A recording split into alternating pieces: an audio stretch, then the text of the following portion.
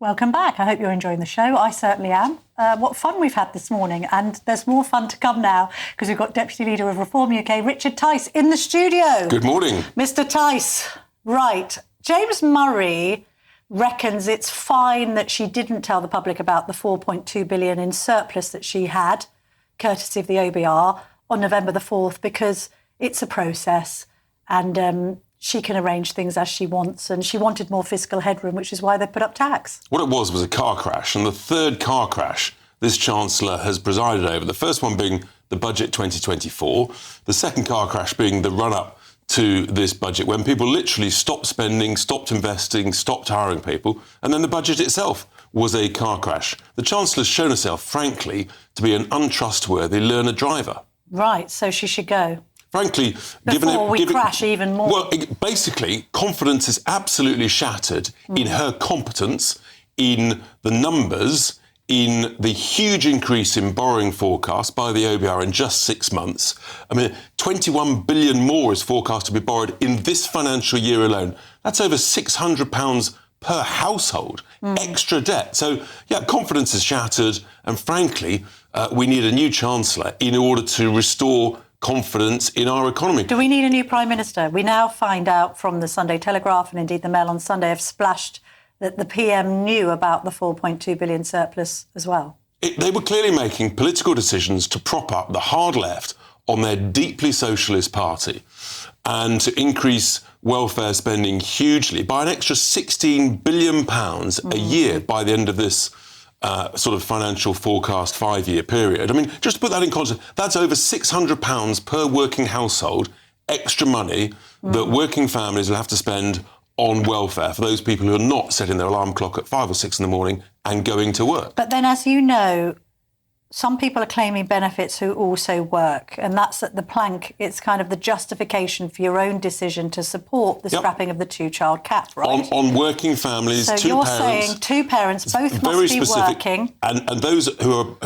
who are on low incomes, and that's because, of course, all of this is because income tax thresholds have been frozen for many years, and this government's now going to freeze them for longer, whereas our aspiration, when we've cut the vast amount of wasteful spending, is to lift that income tax threshold so you can make work pay. That's the critical thing in society. It's got to pay to go to work, and for too many people, they're trapped on welfare. Isn't there just an argument that if the welfare bill is going to be 70 billion higher at the end of this parliament... It shouldn't be. There's no argument for that. But it is going to be, because that's the reality of Labour in power right now, Richard Tice, and it's going to hit 403 billion by the end of parliament. I think it's scheduled for 3031, OK? 403 billion quid.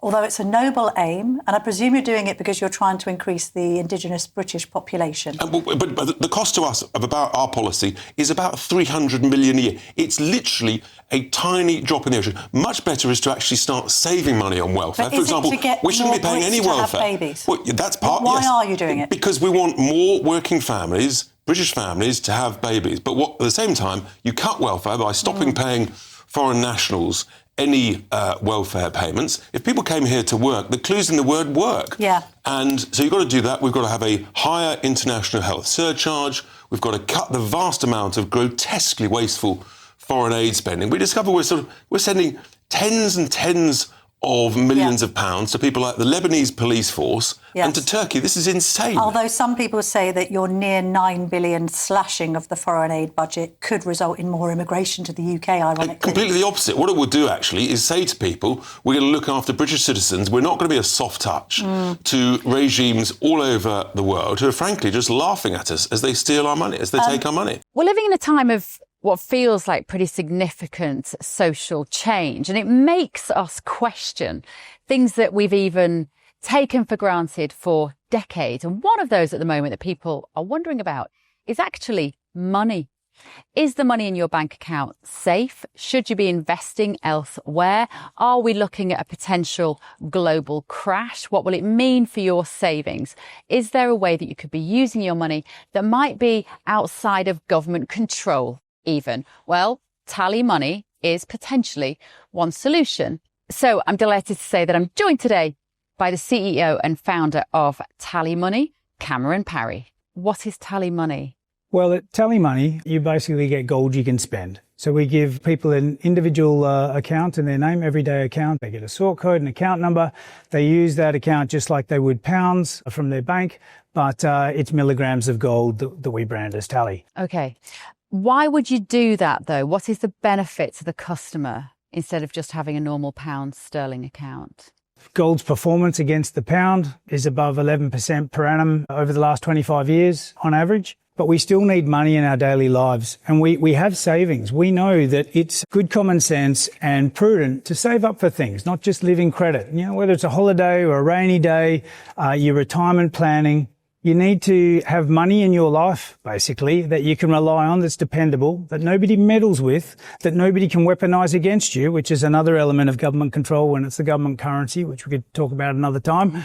And it should be pretty simple and straightforward, and that's what we deliver at Tally. And really, we just want people to feel safe and happy with their money. There was a time when the bigger your bank balance, the more confident you felt. Now it's like, I need to do something with it. I can't leave it there. In Tally, you can. Okay, brilliant. Cameron Perry from TallyMoney, thank you so much. Thank you, Bev.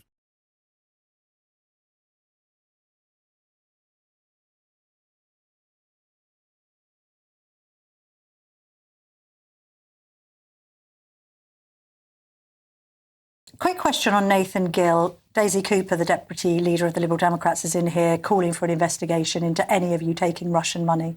Are any of you taking Russian money? Of course not. It's just ridiculous. Well, why won't you have an investigation? What we've called for. Hide. I tell you what, we've got nothing to hide. What we've called for, let's have an investigation into all overseas interference into politics. And do you know where that starts? It starts with China and their relationship with the Labour Party. You're actually agreeing with the Lib Dems then, because she wants We've called for a full inquiry into all overseas interference. And I tell you what, the reason Labour won't do it, as the government of the day, is because it will expose their close links to the Chinese regime. Whether it's giving away the Chagos Islands, whether it's the collapse of the spy case, whether it's a senior MP receiving hundreds of thousands. Can we talk about Russians for a minute? Talk about who you want. I mean, just to channel, God help us, my inner Alistair Campbell and Carol Cadwallader. Lucky you. If there's nothing to see here and there are no links between the Russians and reform, you may as well carry out a comprehensive and robust independent investigation yourselves. No one would trust an inquiry.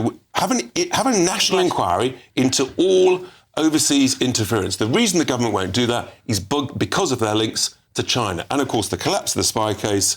And now we've got the mega embassy that's about to be approved, we think, next month. OK. Kemi Badenoch has suggested that Nigel Farage, if he did make a Jewish schoolboy feel uncomfortable and the victim of anti-Semitism while they were at Dulwich College, that he should actually turn around to this bloke and apologise. Yes, he may have said it as a young man. I appreciate that what we say in our teenage years isn't necessarily something that we carry through.